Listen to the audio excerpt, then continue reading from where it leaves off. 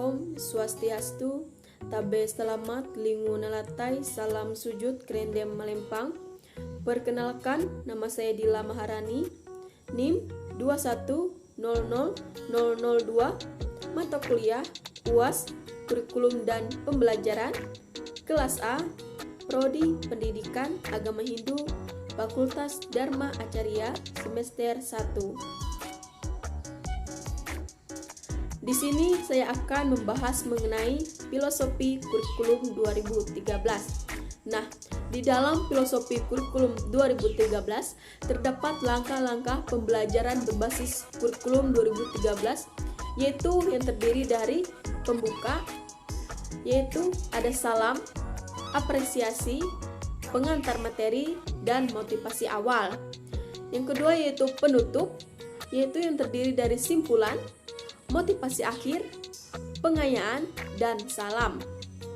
Di sini ada terbagi menjadi 5 komponen, yaitu yang pertama observing atau mengamati, questioning atau menanya, associating atau menalar, experimenting atau mencoba, creating networking, communicating, implementing, yaitu pendekatan ilmiah dalam pembelajaran. Nah, di dalam filosofi kurikulum 2013 itu terbagi menjadi 4 kurikulum, yaitu yang pertama kurikulum sebagai materi, yang kedua kurikulum sebagai produk, yang ketiga kurikulum sebagai proses, dan yang keempat kurikulum sebagai praksis kontekstual. Di sini langsung saja kita masuk ke materi kita yang pertama, yaitu kurikulum sebagai materi yang terdiri dari 6, yaitu yang pertama planning oriented, mewakili pandangan teoritis. Yang kedua, dipergunakan di Indonesia periode sebelum tahun 2000. Yang ketiga, kurikulum sebagai wahana menyampaikan pengetahuan atau knowledge transmission dari guru ke siswa. Yang keempat, perencanaan pembelajaran sangat domain dan ketat berdasarkan urutan logis dari materi pembelajaran. Yang kelima, guru melaksanakan pembelajaran dengan meneruskan apa yang diketahuinya kepada siswa sesuai dengan silabus yang telah ditentukan. Yang keenam yaitu penilaian berdasarkan atas penyerapan materi pengetahuan oleh siswa terhadap rencana materi pengetahuan yang tertuang dalam silabus. Kita lanjut yang kedua, yaitu kurikulum sebagai produk yang terdiri dari 7, yaitu yang pertama result oriented, mewakili pandangan produktif. Yang kedua, dipergunakan di Indonesia dalam periode dekade 2000-an. Yang ketiga, dipicu oleh kebutuhan pasar atas kompetensi yang harus dikuasai oleh lulusan atau produk program pendidikan. Yang keempat, berkembang di Inggris sejak 1980-an. Yang kelima, kebebasan dalam penyampaian pembelajaran. Yang penting, hasil akhirnya harus sesuai standar, yaitu memiliki kompetensi sebagaimana dirumuskan. Yang keenam, sangat tergantung pada penilaian terstandar atau harus ketat, sejalan dengan konsep produk di mana pengecekan adalah pada hasil akhir yang harus sesuai standar. Dan yang ketujuh, diadopsi di Indonesia dalam bentuk KBK dan KTSP dengan modifikasi bahwa produk akhir diterjemahkan dari materi yang harus dikuasai, sehingga standar lulusan diturunkan dari standar isi. Yang ketiga yaitu kurikulum sebagai proses yang terdiri dari 8. Yang pertama, action oriented, mewakili pandangan praktis. Yang kedua, tidak pernah digunakan di Indonesia. Yang ketiga, dipicu oleh kebutuhan individual siswa yang tidak dapat diseragamkan.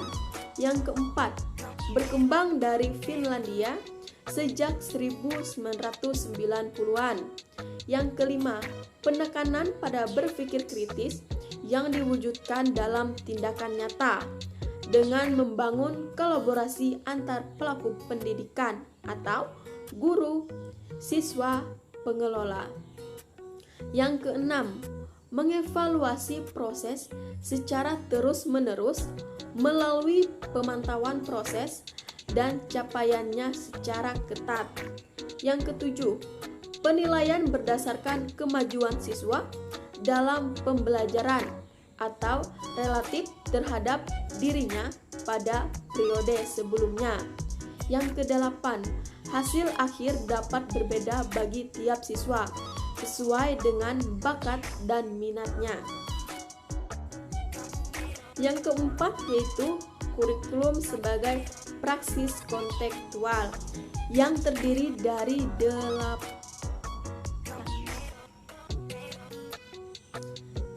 Yang keempat yaitu kurikulum sebagai praksis kontekstual yang terdiri dari 6. Yang pertama, pengertian baru dalam kurikulum.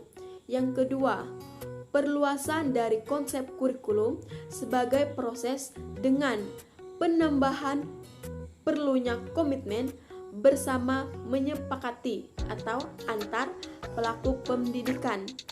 Kegiatan-kegiatan yang diperlukan atau sebagai bagian dari proses pembelajaran untuk mencapai target tertentu yang telah ditetapkan.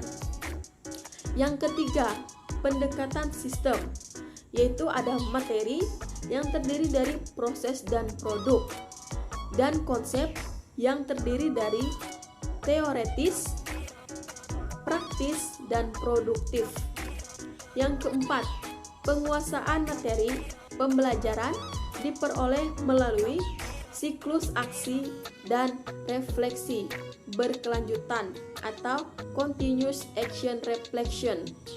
Yang kelima, pentingnya peran guru dalam menghasilkan komitmen dari siswa untuk mencapai target tertentu yang telah ditetapkan. Dan yang keenam, perlunya tambahan pendekatan transdisipliner melalui tema pembelajaran yang kontekstual dengan sekitarnya untuk memastikan praksisnya relevan. Nah, di dalam kurikulum sebagai praksis kontekstual, di situ terdapat kompetensi yang meliputi sasaran dan konteks, kompetensi yang meliputi rencana dan materi, kompetensi yang meliputi hasil dan produk, kompetensi yang meliputi kegiatan dan proses. Nah, itu tadi penjelasan tentang filosofis kurikulum 2013. Sekian dari saya. Maaf bila ada kata-kata yang salah, dan saya tutup dengan mengucapkan salam Paramasanti. Om Santi Santi Santi Om Sahai.